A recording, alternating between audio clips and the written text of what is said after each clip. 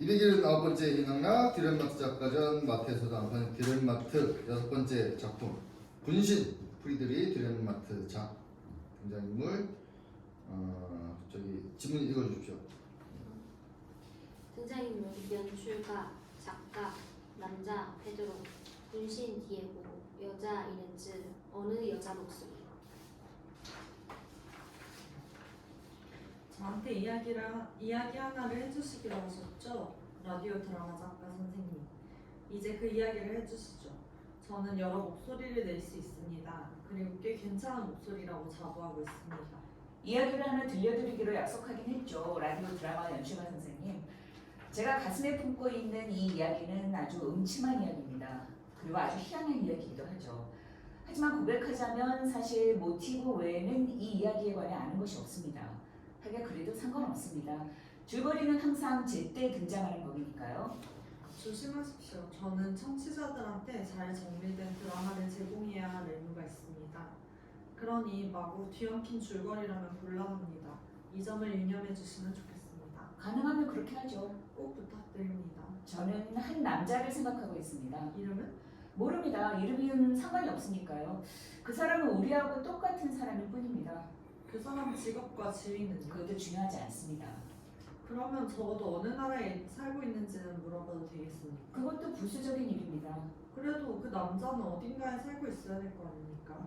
전 그렇다면 할 수 없네요.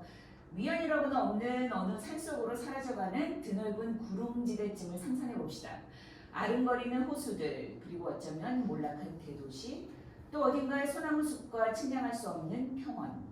이 모든 것이 지금 쏜살같이 내달려가는 구름 사이의 반달 아래에서 반짝거리고 있습니다. 꼭 꿈속에서처럼. 꼭 꿈속에서처럼. 그러다 방이 하나 등장합니다. 그 남자가 자고 있는 방이죠. 계속 하십시오. 그건 세 가지를 의미할 뿐입니다. 그 사람의 주위를 밤이 두르고 있다는 것과 그의 영혼이 고독하다는 점, 그리고 그가 빠져있는 수면이라는 낭떠러지. 왜 침묵하십니까? 이 이야기를 한다는 게 쉽지 않네요. 이해 못하면 어쩌나 하는 두려움이 들기 때문입니다. 사람들이 저를 이해해주는 것이 중요하거든요. 이해가 안 되면 제가 질문을 하겠습니다. 질문을 해주십시오. 그러면 큰 도움이 될 겁니다. 안심하십시오. 그 사람 앞에, 그러니까 자고 있는 그 사람 앞에 빛과 침대 사이에서 그의 분신이 그를 관찰하고 있습니다. 그릿하게 타오르고 있는 램프 앞에서 어두운 그림자로 말입니다. 분신이라고요? 당신은 이 모티브를 별로 좋아하지 않는 것 같네요.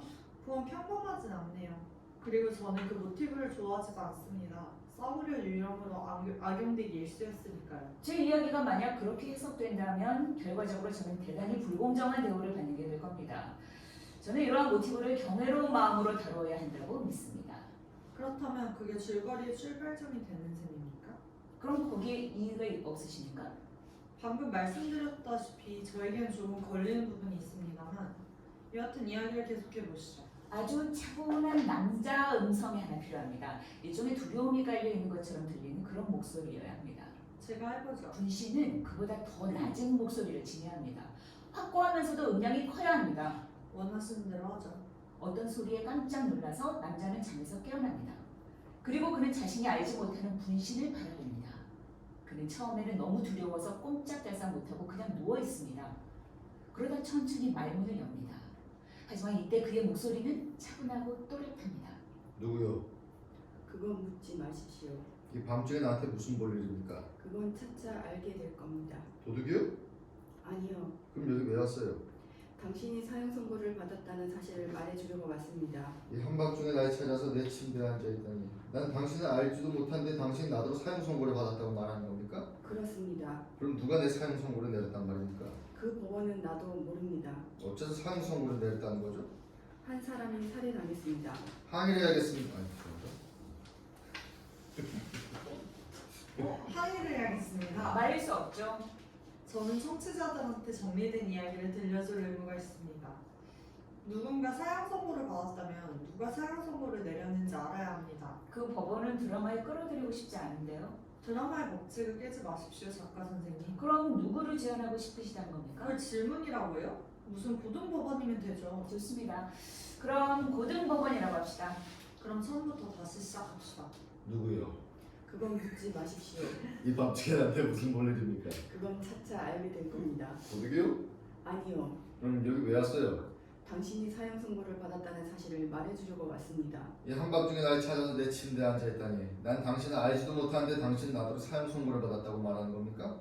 그렇습니다. 그럼 누가 내 사형 선고를 내렸단 말입니까? 그 법원은 나도 모릅니다. 어째서 사형 선고를 내렸다는 거죠? 한 사람이 살해당했습니다. 그 사람이 나하고 무슨 상관이 있다는 거죠? 나는 안 죽였습니다. 내가 죽였습니다. 그럼 당신이 살인자입니까? 내가 살인자입니다. 그렇다면 당신이 죽어야 합니다. 고등법원은 당신이 내 죄를 지고 대신 죽어야 한다는 결정을 내렸습니다. 그건 착오입니다. 고등법원은 착오 같은 것은 일으키지 않습니다. 난 죄가 없어요. 내 얼굴이 당신과 램프 사이에 있어서 아직까지 내 얼굴을 못 봐서 당신이 그런 말을 하나 본데 이제 이 램프를 탁자 위로 치우죠.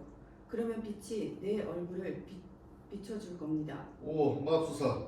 무서워할 필요 없습니다. 나는 나를 보고 있어. 내 얼굴과 내 몸을 보고 있다고. 나는 당신의 분신입니다. 여기 내 얼굴에 눈이 있고 내 입이 움직이고 있어. 그리고 내 손들이 내 이마 위로 움직이고 있어. 당신의 목소리가 떨리고 있네요. 그 불을 치워요. 어서 치우라고요. 할 수만 있다면 당신 안에 있는 나를 증오할 겁니다. 당신은 그토록 자신을 경멸하고 있나요? 불을 어서 치워요. 그러죠. 나를 어떻게 찾았죠? 고등법원이 나를 보냈습니다. 고등법원 말끝마다 그놈의 높은 법정이라니. 당신이 받은 판결을 수행할 사람들한테 당신을 데려가라고 고등법원이 나를 보냈습니다. 난 죄가 없어요.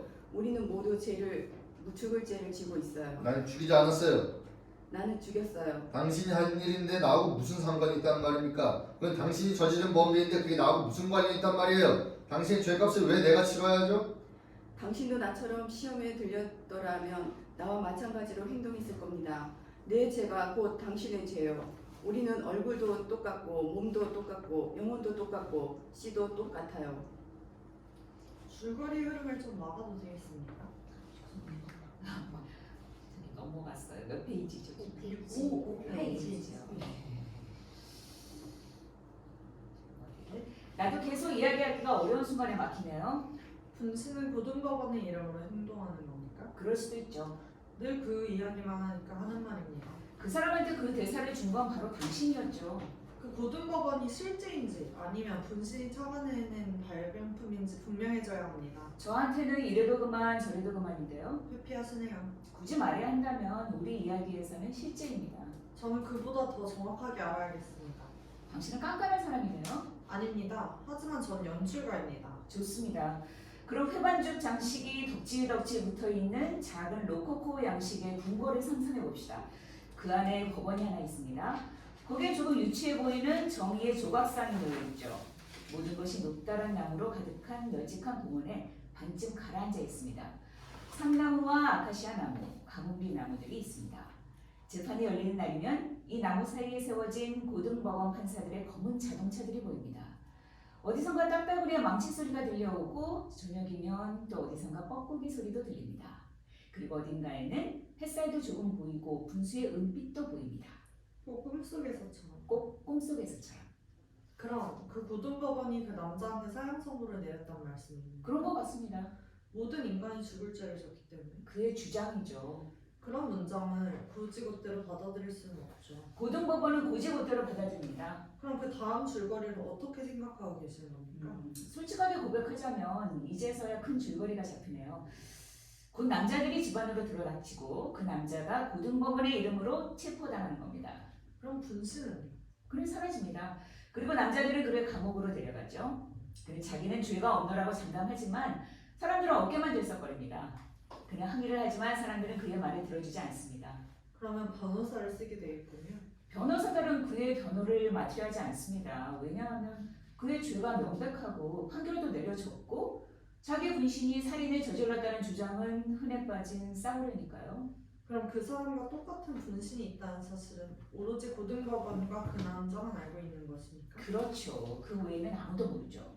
그러면 그 사람은 고등법원에 하소연을 하겠네요. 고등법원에 하소연을 할 길이 없습니다. 당신은 저한테 그 제도에 대한 이상한 의견을 세뇌시키려고 하시네요. 그건 저로서도 어쩔 수 없습니다. 그는 이 나라의 기막힌 법 앞에서 끝까지 자신의 무죄를 주장하겠군요. 그 남자는 자기가 갇힌 감옥의 캄캄한 어둠을 향해 계속해서 자신은 죄가 없다고 절규합니다. 남자 패스? 나는 죄가 없어요. 나는 죄가 없다는 말밖에 할 말이 없습니다. 나는 믿을 수도 없고 날 심판하는 판사들의 귀는 내가 갇힌 이 감옥의 벽처럼 감정이라고는 하나도 없어요. 하지만 나는 죄가 없습니다. 나는 여러분하고 하나도 다를 게 없는 인간입니다. 아침이면 일어나 하루 종일 몸을 질질 끌고 다니면서 먹고 살기 위해 돈을 벌었고 돈을 벌기 위해서 먹었죠. 그리고 기쁨이 반짝이는 시간이 오면 즐거워했고요. 나더러 이렇게 차가운 돌벽 사이에 왜 갇히게 되었냐고 묻지 마세요. 이제는 아무것도 알고 싶지 않습니다. 나는 그저 내가 죄가 없고 내가 죽이지 않았다는 말밖에 할 말이 없습니다. 내가 어떻게 사람을 죽일 수 있단 말이에요? 어떻게 이 두 손으로 사람을 죽일 수 있단 말이에요? 지금까지 나를 먹여 살려주는 노동 외에는 아무것도 하지 않는 손입니다. 사람들은 내 말을 듣고 내가 사기꾼이거나 아니면 비겁한 놈이거나 그것도 아니면 불쌍한 미친놈이라고 생각할 겁니다. 나는 죄가 없습니다. 오 하느님, 나는 정말 죄가 없습니다.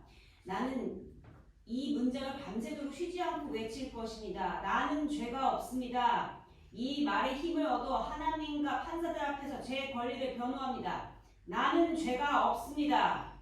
그 남자 말이 옳죠. 누가 봐도 그가 옳다는 것을 알 수 있잖아요. 그가 죽게 될 아침을 앞둔 밤이 되었습니다. 그는 나무 침대에 들어누워 고개를 문 쪽으로 향하고 있었습니다. 그때 문이 열렸습니다. 시꺼먼 사각형 속에서 그는 분신해 보았습니다. 그자는 천천히 방으로부터 몸을 드러내고 있었습니다. 또 왔어요? 또 왔어요. 나더러 어차피 죽을 목숨이라면서 나한테 또 무슨 볼 일이 남아있다는 거죠? 이 두 사람은 지나치게 격앙된 어조로 대화를 나눕니다. 감정이 너무 많이 들어갔습니다. 지나치게 격양된 어조라고요? 감정이 너무 많이 들어갔다고요? 그들은 절제된 음성으로 분명하게 말해야 합니다. 여기서 중요한 것은 사건이지 그들의 감정이 아닙니다. 좋습니다. 좋아요. 은행 업무를 보는 듯한 말투로 대화하도록 하죠. 또 왔어요? 또 왔어요. 나더러 어차피 죽을 목숨이라면서 나한테 또 무슨 볼 일이 남아있다는 거죠? 당신이 죽을 죄를 졌다는 고백을 들으러 왔습니다. 나는 죽게 될 겁니다. 나는 아무런 저항도 할 수 없죠. 하지만 나는 죽으면서도 외칠 겁니다. 나는 죄가 없다라고. 당신은 끝까지 무죄라고 주장하는 겁니까? 나는 죽이지 않았어요. 본신은 사실을 풉니다.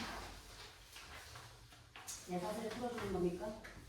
일어나세요. 난 어디로 데려가는 거죠? 당신이랑은 상관없는 일이죠. 어째서 당신이 내 사슬을 풀어줄 수 있는 힘을 가진 겁니까?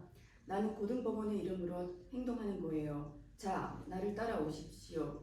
우리는 벌써 긴 복도를 지나 계단을 내려가고 있습니다. 발소리, 우리가 계단을 내려가고 있는데도 아무도 가로막는 사람도 없고 우리를 보는 파수꾼도 없죠. 고등법원이 나한테 원하는 게 되간절 뭐죠? 발소리, 당신이 스스로를 무죄라고 생각하기 때문에 고등법원은 당신을 나한테 넘겨준 거죠. 발소리, 우리는 뜰을 지나고 있어요. 그리고 커다란 문이 저절로 열리고 있습니다. 발소리, 우리는 적막한 거리와 광장에 이르렀어요. 이제 당신은 이 밤이 다 가기 전에 당신 자신이 죽을 죄를 졌다는 사실을 깨닫게 될 겁니다. 발소리, 어떻게 내가 그것을 깨닫게 된단 말이죠? 발소리, 당신은 한 사람을 죽이게 될 겁니다. 발소리, 나는 살인자가 아니에요.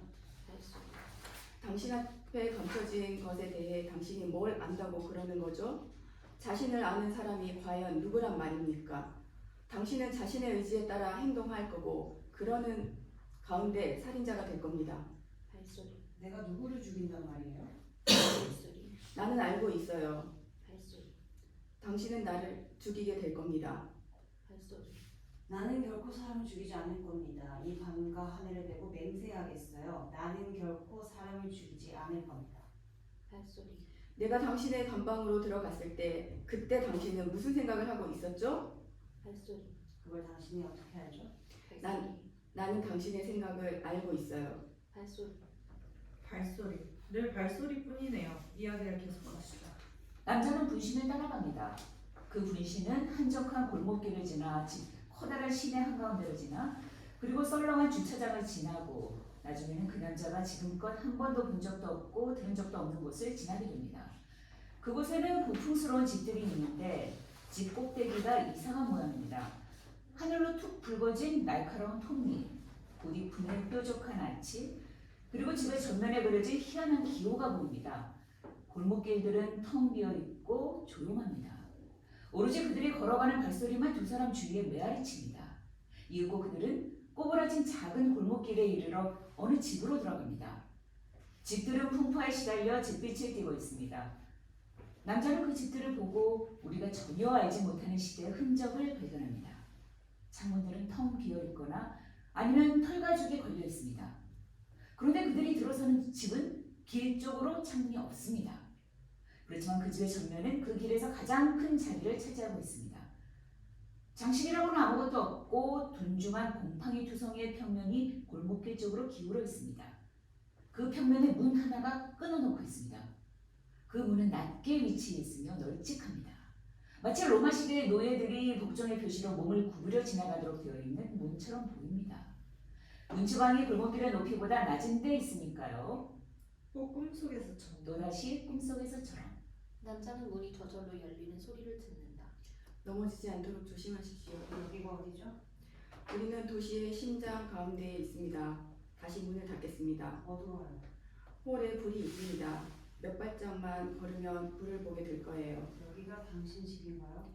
내 집이죠. 이제 커다란 홀 안으로 들어가십시오. 표면을 매끈하게 깎은 커다란 나무 탁자, 벽에는 어두운 그림들.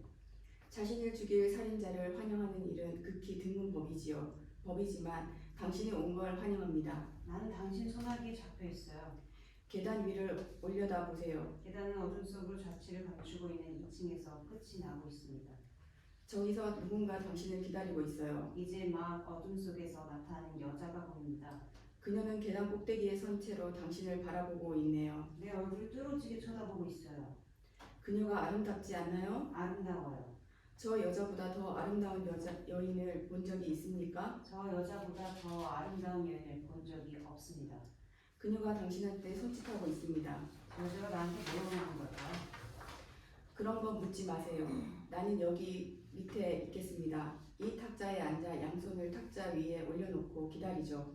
당신은 그녀한테 가보세요. 당신은 누구죠?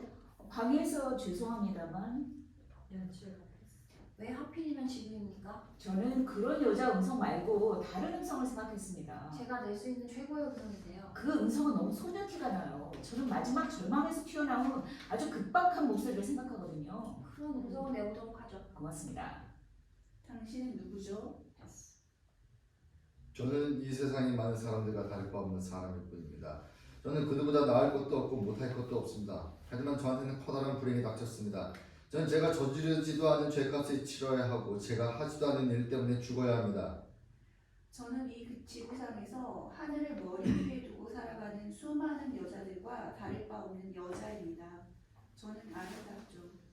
길거리를 지나가면 남자들이 저를 쳐다보고 아이들은 가는 데마다 제 손을 핥죠. 저는 사랑도 했어요. 하지만 그 사랑은 저를 죽였습니다. 그리고 제가 사랑한 남자는 저를 망가뜨렸어요. 저는 어디론가 걸어가고 있지만 제가 어디로 가고 있는지 몰라요. 그리고 이렇게 살고는 있지만 누구를 위해서 사는지도 알지 못합니다.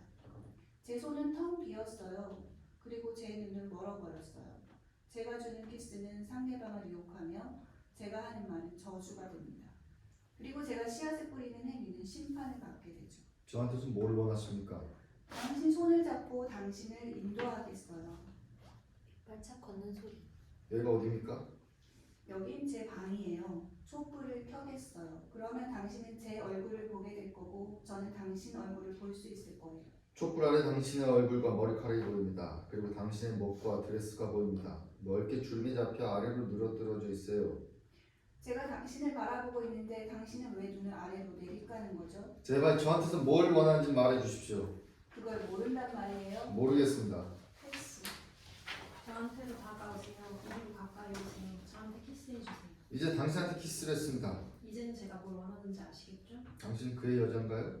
저는 그의 여자입니다. 당신이 사랑한 나머지 그가 당신을 죽였습니까? 제가 그렇게 하도록 강요했습니다. 그래서 저더러 그를 죽이라고 요구하는 겁니까? 그게 제 요구예요. 저는 살인자가 아닙니다. 당신은 저한테 키스를 했어요. 왜 그가 죽어야 한다는 겁니까? 그는 오로지 자신만을 사랑했어요. 당신은 그로 하여금 살인을 하도록 강요했다고 말하지 않았습니까? 저는 그렇게 강요할 수 있었던 것도 따지고 보면 그 사람이 자신만을 사랑하기 때문이에요. 그를 사랑하십니까? 그를 사랑해요. 그렇다면 왜 저더러 그를 죽이라는 겁니까? 제가 그걸 어떻게 알아요? 우리는 왜 키스를 하는지, 그리고 또 제가 왜 이런 말을 하는지 제가 알고 있나요? 저는 몰라요. 제가 왜 제 자신인지, 그리고 이 촛불이 왜 타고 있는지 저는 몰라요. 그리고 당신의 얼굴이 촛불 아래에 있는 이유도 저는 몰라요. 제가 아는 사실은 그가 죽어야 한다는 것과 당신이 그를 죽여야 한다는 것뿐이에요. 제가 뭘 어떻게 해야 합니까? 그 사람이 있는 아래로 내려가세요. 그 사람한테 내려가겠습니다. 그 사람 옆에 앉아서 그 사람과 마찬가지로 손을 착자 위에 올려놓고 그 사람이랑 이야기를 나누세요. 시킨 대로 하겠습니다. 그러면 제가 내려가서 그 사람이 요구하는 것을 가져다 줄게요. 2개의 술잔과 포도주병과 빵이 담겨있는 접시 하나 줘. 포도주와 빵. 술잔 하나에는 독이 들어있을 거예요. 바닥에 깔릴까 말까 먼지 정도 줘. 당신이 기다리겠습니다. 이제 그 남자는 분신이 있는 아래쪽으로 내려가군요. 그 남자는 그 사람한테 내려갈 겁니다. 그 남자는 어두운 그림들이 붙어있는 커다란 홀에 나무 탁자 앞에 앉아 있습니다. 선생님 방식은 어쩐지 낯설게 느껴진다는 말씀을 드리지 않을 수가 없네요. 저는 시인이 아닙니다. 저는 예술을 심판하는 사람이 아닙니다. 그저 인물들을 등장시키는 선생님의 방식이 위험해 보인다는 것뿐입니다. 마치 무에서 툭 튀어나오듯 느닷없이 우리 앞에 서 있지를 않아 꼭 아무것도 없는 곳에서 울려 나오는 것 같은 목소리도 그렇고 말입니다. 우리는 그들의 이름도 알 수 없고 그들이 어떻게 사는지에 대해서도 아무것도 모르지 않습니까? 그들의 운명은 그저 암시만 될 뿐이고 그 암시는 해명되지 않고 있습니다. 제 인물들에 대해 더 많은 것을 알고 싶으신가요? 인간적인 호기심을 개선해야죠. 사실 이름을 만들어내고 그들의 운명을 해명하는 것 따위는 그다지 어려운 일이 아닙니다. 하지만 그렇게 하면 제 의도를 해치게 됩니다. 당신의 의도가 뭡니까? 하나의 비유를 들려주는 거죠. 불의를 겪은 한 남자에게 대한 비유 말입니까? 다른 때 같으면 중요했을 것들이 여기서는 왜 중요하지 않을지 이제 이해가 되시리라 믿습니다. 이건 비유니까요. 우리들 중에 누구라도 바로 자신과 똑같은 분신을 만나게 되는 이 남자가 될 수 있는 것입니다. 좋습니다. 그렇지만 저희로서는 이름만큼은 양보할 수 없습니다. 그렇다면 남자 이름을 마이어라고 부르면 되겠습니까? 그건 라디오 드라마에는 어울리지 않는 이름입니다. 그렇다면 페드로? 조금 낫네요. 그 이름은 낯선 나라를 연상시켜요. 분신한테는 디에고? 좋습니다. 여자 이름은 이네즈로 하죠. 그럼 이야기를 계속하죠. 페드로, 당신이 계단을 내려오는 걸 봤습니다. 나는 당신을 바라보고 있었죠. 당신의 얼굴을 봤어요. 그리고 계단 난간 위로 쭉 뻗은 당신의 손도 봤죠. 그대로 패스. 피곤해요. 자리에 앉으시죠. 고마워요, 디에고. 이제는 이네즈와 이야기를 했습니다. 그 여자가 당신으로 날 죽여달라고 했나요? 그렇습니다.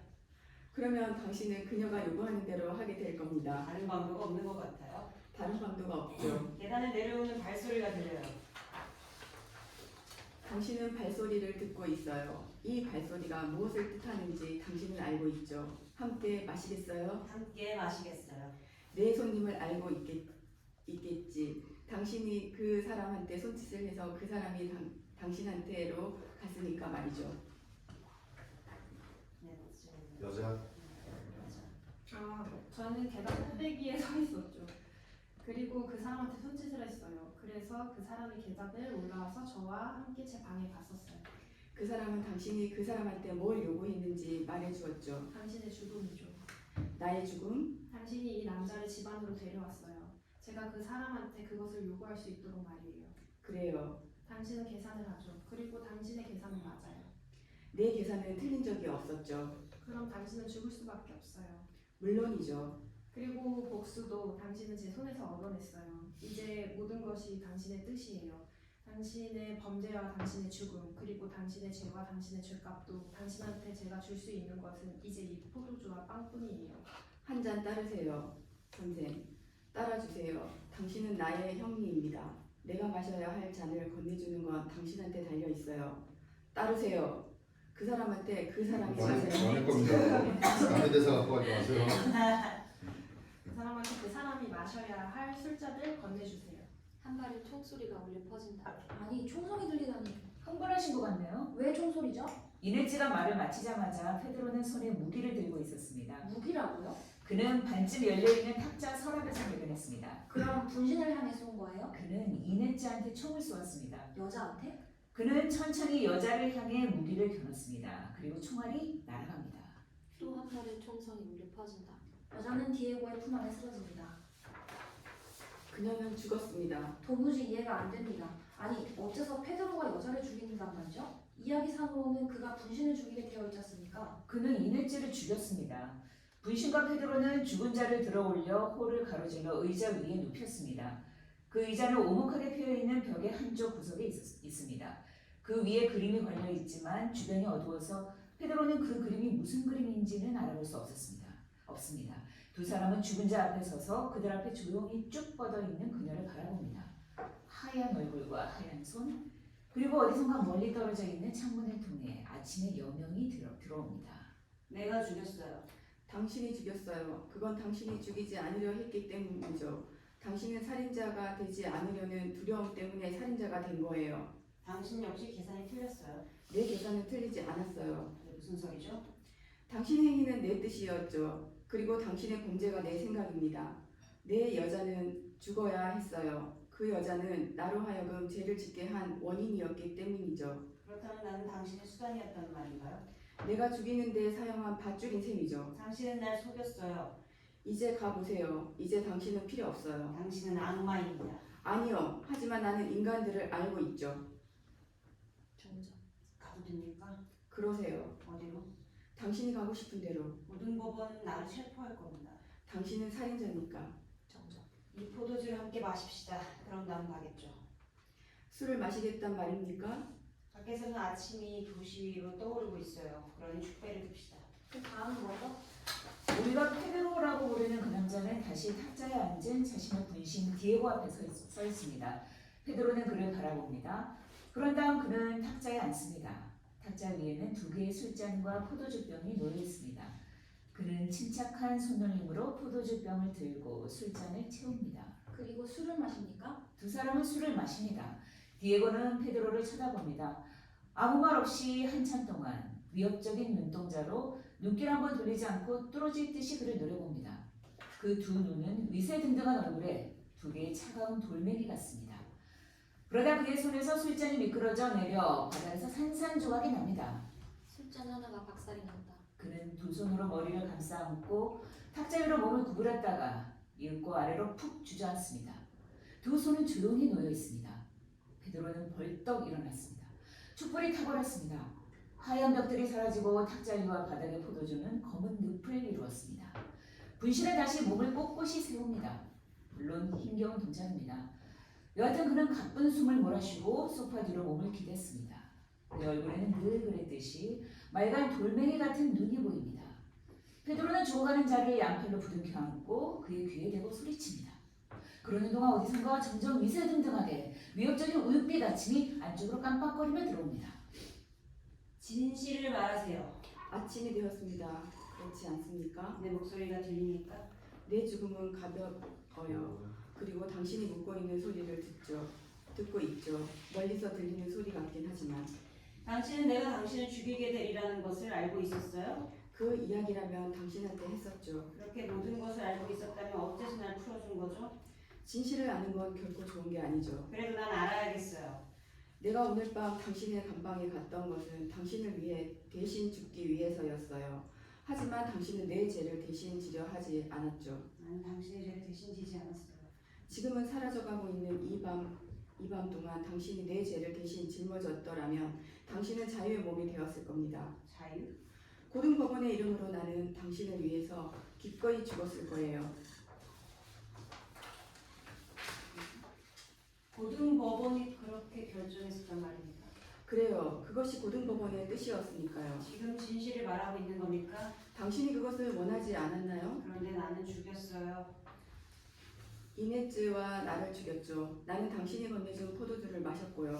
당신은 대체 어떤 사람이죠? 당신과 똑같은 사람일 뿐입니다. 그는 죽습니까? 그는 죽습니다. 10분 동안에 2번의 살인이라 꼭 영화 같네요. 작가 선생님 많이 늦었습니다. 당신이 뭔가 손으로 잡을 수 있는 구체적인 것을 원하셨으니까요. 그리고 페드로는 잠에서 깨어나는 거죠.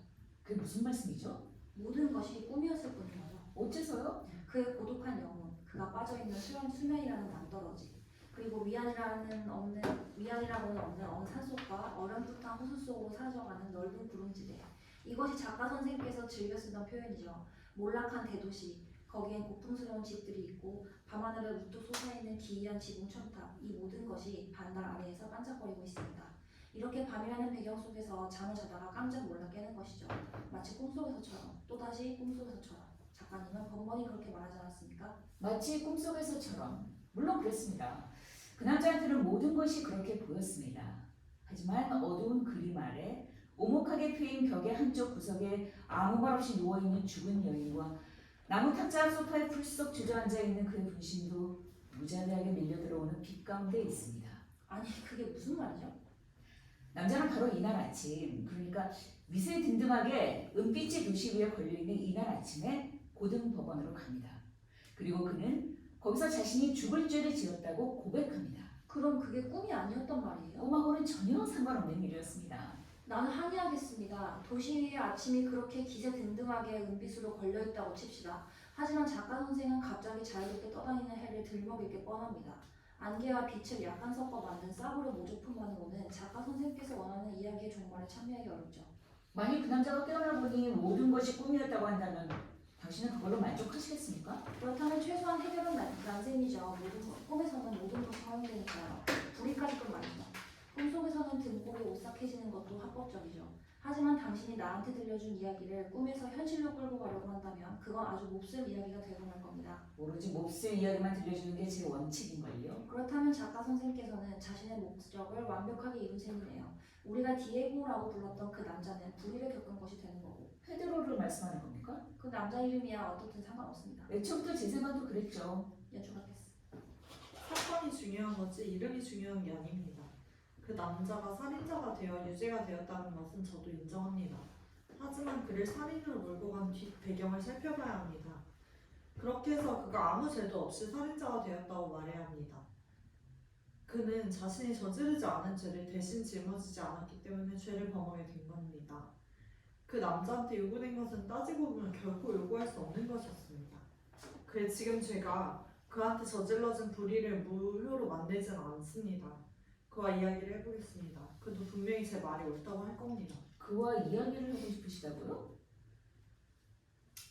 제가 연출가 아닌가요? 맞습니다. 당신이 연출가죠. 그 남자를 어디서 만날 수 있는지 말해주십시오. 분신이 죽자 남자는 몸을 일으켜 문 쪽으로 걸어갔습니다.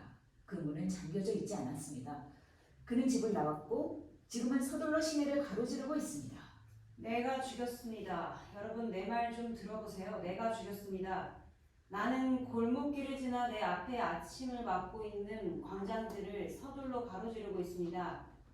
나는 죄입니다. 나는 죽을 죄를 지었습니다. 왜냐하면 내가 한 여자와 한 남자를 죽였기 때문이죠. 내가 죽였습니다. 나는 쉬지 않고 이렇게 외칠 수밖에 없습니다. 내가 죽였습니다. 그는 서둘러 시내의 거리를 가로지르고 있습니다. 양손을 하늘로 치켜들고 눈을 크게 부릅뜨고 길모퉁이에서 그를 기다리겠습니다. 빛과 안개의 베일 속에서 그가 곧 당신 앞에 나타날 겁니다. 그러면 당신은 그의 얼굴을 보게 될 겁니다. 급한 발걸음 소리가 점점 가까워진다. 기다려요. 제발 기다려요. 누가 날 부르죠? 친구, 나한테 무슨 볼 일이 있습니까? 당신과 이야기를 좀 해야겠습니다. 내가 죽였습니다. 나를 두고 가지 마세요. 당신한테 할 말은 그것뿐입니다. 나는 이 길 모퉁이에서 당신이 올 때까지 기다리고 있었어요. 내가 당신 편이라는 사실을 알려주려고 말이죠. 나는 끝까지 당신을 변호할 겁니다. 나는 아무 도움도 필요 없어요. 엄청난 불행입니다. 그리고 아마도 이 나라의 고등법원은 대단한 위세를 지닌 듯해요. 하지만 우리는 많은 것을 얻을 수 있을 겁니다. 당신은 무죄의 아닙니까? 내가 죽였어요. 당신은 혼란에 빠져 있어요. 불행이 당신을 덮쳐 혼란에 빠뜨린 거죠. 한번 곰곰이 생각해보세요. 그러면 자신이 무죄라는 걸 분명히 알게 될 겁니다. 물론 당신한테 약간의 죄가 있다는 것을 부인할 수는 없지만 고등법원의 처사와 당신한테 내려진 부당한 사형 선고도 고려해야 합니다. 우리는 당신이 이러한 불의로 인하여 죄를 짓게 되었다는 걸 잘 알고 있습니다. 나는 고등법원에 승복할 겁니다. 고등법원은 부당합니다. 거기서는 처음부터 당신한테 불리하도록 결정했습니다. 지금 생각하면 고등법원이 옳았습니다. 어느 누구도 자신이 저지르지 않은 죄로 인하여 사형 선고를 받을 수는 없습니다. 나는 죽이지 않고도 살인자였습니다. 나는 아무런 범죄를 저지르지 않고도 죽을 죄를 지었던 것입니다. 그건 부당합니다. 인간의 입장에서 보면 부당한 것입니다. 나는 인간의 입장에서 보는 것을 포기했습니다. 감옥에서 한밤중에 당신에게 요구한 사항은 어떤 사람한테도 요구할 수 없는 것이었습니다. 나한테 믿음 이상의 것을 요구했나요? 믿음이요? 고등법원의 정의에 대한 믿음이죠. 지금 고등법원이 옳았다고 믿는다면 당신은 자기를 포기한 겁니다. 나는 자신을 포기했습니다. 지금이야말로 계속 싸워야 할 때라니까요. 이젠 아침입니다. 그래요. 아침이네요. 고등법원의 사자가 골목 끝에서 기다리고 있습니다. 초라한 행색이 경관이네요. 그가 나를 판사들한테 인도할 겁니다. 고등법원에 승복할 겁니다. 무엇보다 더 아름다운 건 없습니다. 자신의 불의를 받아들이는 자만이 자신의 의로움을 얻을 것입니다. 그리고 누구든 고등법원에 승복하는 자만이 은혜를 받을 것입니다. 당신은 무죄입니다. 당신은 자신이 무죄라는 것을 알고 있지 않습니까? 황급히 멀어지는 발소리. 자, 이제는요. 그 사람 가고 있어요. 그 이상합니까? 수치스러워요. 그 작자가 항복하다니. 그 사람은 고등법원이 정의로운 법정이라고 믿고 있어요. 그러면 선생님은요? 나로서는 그 법원보다 더 잔혹한 건 상상할 수도 없어요. 그건 선생님께서 그 법원의 정의를 믿지 않기 때문이죠. 그럼 선생님은 그렇게 믿습니까? 난 작가입니다. 난 단지 묘사할 뿐이죠. 선생님께서는 이 이야기를 통해 나한테 고등법원의 정의를 증명하려고 한 것 아닙니까? 고등법원의 이야기에 끌어들인 건 연출 선생님이셨지 제가 아니었습니다. 그렇다면 더 잘된 일이죠. 적어도 고소할 수 있는 대상이라도 생긴 거니까. 우리가 어떤 안개 같은 신이라던가 선생님 같은 작가들이 마지막 돌파구로 제시하는 다른 어떤 것 앞에 서 있는 건 아니니까 말이에요. 최종 결정권자는 분명히 있었어요. 넓은 공원 한가운데 있는 로코코 양식의 궁궐 안에. 기억을 더듬어 보면 거기엔 망치질하는 딱따구리들과 저녁이면 등장하는 뻐꾸기도 있었죠. 그러니 나를 그곳으로 데려와 주세요. 정말입니까? 나는 작가의 말을 항상 고지못대로 믿습니다. 그렇다면 당신은 못 맞겠네요. 우리가 공원에 서 있습니까? 우리는 공원에 서 있습니다. 어디선가 딱따구리 한 마리가 망치질을 하고 있습니다. 한 마리 딱따구리의 망치 소리가 들린다. 뻐꾸기 우는 소리. 뻐꾸기 한 마리의 우는 소리가 들린다. 이런 시간에는 흔히 볼 수 없는 드문 모습입니다. 모든 것이 반쯤 가라앉아 있습니다. 상나무와 아카시아 나무, 가뭄비 나무, 그리고 고등법원 판사들의 검은 자동차들이 그 사이에 있습니다. 그리고 약간의 햇살과 분수의 은빛, 그리고 이제 로코코 양식의 궁궐이 보입니다. 지나치게 많은 소용돌이 모양의 세공 장식이 보이고 동자상과 신들, 그리고 요정들이 쭉 늘어선 오솔길이 있습니다. 무척 유치합니다. 이제 그 남자와 절뚝거리는 그 초라한 경관이 작은 궁궐로 사라지고 있습니다. 그들은 녹잇은 녹다란 중앙문을 열고 안으로 들어갑니다. 문도 안 닫은 채. 우리도 따라가 봅시다. 돌 계단이 있습니다. 수많은 주인들이 밟고 지나가서 계단은 푹 패여 있습니다. 색바른 소용돌이 모양의 벽화가 그려진 넓은 벽. 우리들의 발소리가 무의미하게 울려 퍼지는 텅 빈 복도. 드디어 풍상에 시달린 정의의 석상이 있는 법정입니다. 텅 비어있어요. 완전히 텅 빈 채로요. 판사들도 없고 피고인도 없고 오로지 창문 하나만 보여요. 먼지가 가득 낀 그 창문이 바람 속에서 열렸다 닫혔다 하고 있어요. 아무리 찾아봐도 어디로 가든지 석고와 너덜너덜한 양탄자, 그리고 다 썩은 바닥뿐. 이 복도들과 호라는 텅 비어 있습니다. 나더러 이걸로 만족하란 말입니까? 우리는 이것으로 만족할 수밖에 없습니다. 네.